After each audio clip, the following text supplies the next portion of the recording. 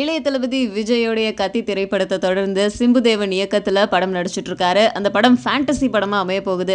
வரலாற்று சிறப்பம்சம் கொண்ட படமாக இருக்கிற இந்த படத்தில் 2 ஹீரோயின்ஸ் நடிக்கிறாங்க. ஸ்ருதி ஹாசன், ஹன்சிகா.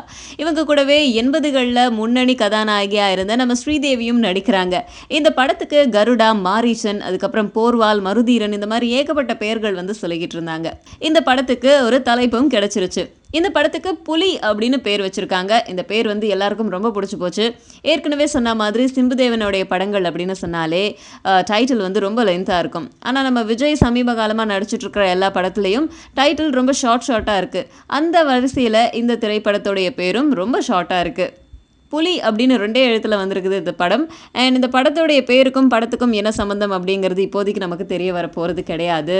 ஸோ படம் ரொம்ப விறுவிறுப்பாக படப்பிடிப்புகள்லாம் நடந்துட்டுருக்கு. இன்னும் கொஞ்ச நாளில் இதை பற்றின இன்னும் நிறைய சுவாரஸ்யமான விஷயங்கள்லாம் நமக்கு தெரிய வரும். கூடவே இந்த புலி அப்படிங்கிற பேருக்கும் கதைக்கும் என்ன சம்மந்தம் அப்படிங்கிற விஷயமும் தெரிஞ்சால் கண்டிப்பாக சொல்கிறேன். அது வரைக்கும் வெயிட் பண்ணுங்கள்.